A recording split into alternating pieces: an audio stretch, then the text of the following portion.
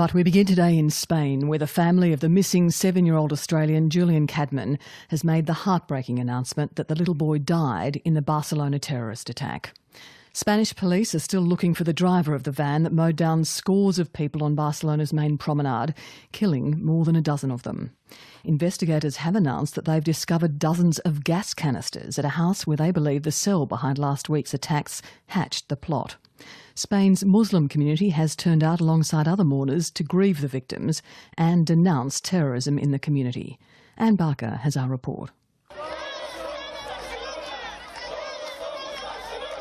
As families around the world mourn the victims of Thursday's attack in Barcelona, another smaller town further north is grieving over the shocking events. At Ripoll, the families of the young men believed responsible for the terror attacks gathered to denounce terrorism. We're very sad about what happened in Barcelona, says Halima El Karib, the wife of one suspect, Sal El Karib. We didn't want this to happen. Islam is not like this. All of those who watch this don't think that Islam is teaching us to do this. It has nothing to do with it. Another woman, Hafida Ukabir, tells of her last contact with her brother Musa Ukabir. On Thursday, he had lunch with my mother around 2 o'clock, she says, and some of his friends came to our house to pick him up. He just said, "Mama, I'm going out. I'll be back later." And he didn't come back. Police in Catalonia believe all 12 young men may have been drawn together by an imam in Ripoll who radicalised them over a period of months.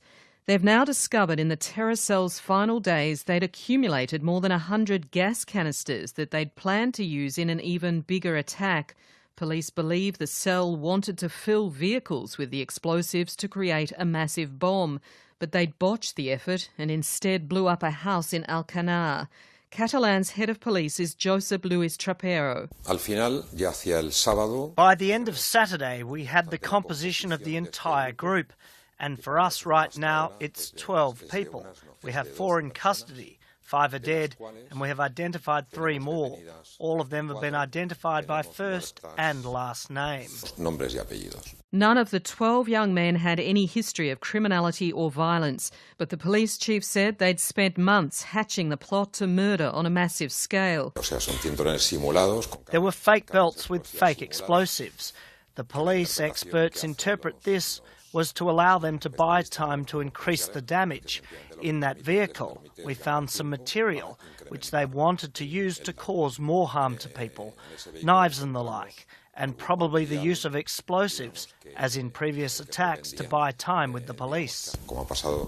Counter-terror authorities are now asking how so many young men could become radicalised under the noses of their own families, and what role the Imam, Abdelbaki Assati, may have played. He's now missing. Dr. Lorenzo Verdino is director of the Program on Extremism at George Washington University and an expert on radical Salafism in Spain. He says the last 20 years have seen an increase in Islamist extremism in Catalonia, even though Spain has done better than other countries to deal with the problem. Clearly, Catalonia is within a country that, compared to other European countries, is not as problematic. Spain has not seen the same levels of radicalization seen in France, in Belgium, in the UK, in Germany. Spain has lower numbers, but within Spain, Catalonia is, I would say, the most problematic. As the investigation into Thursday's attack gathers pace, life has returned to some semblance of normality in Barcelona, though mourners continue to lay flowers for the 13 people killed. It's now been confirmed the 7-year-old Australian boy, Julian Cadman, was among them. Mark Ricks, Director of Catholic Education, says students at his school in Sydney are being offered counselling to deal with his death. It is a very, very sad morning this morning. Julian was a beautiful little boy. He'd been a student here at St Bernadette since kindy. He was in Year 2, he was 7 years old. Just been speaking with the principal just this morning, and they spoke about the fact that when people arrived at school, including the principal, they would always be greeted with a hug and a hello. He was just full of life and energy, and as you might appreciate, the community are devastated with this news this morning. Julian Cadman's mother, Jom Cadman, is in hospital in Barcelona with serious injuries. His father arrived in Spain at the weekend. Anne Barker with that report.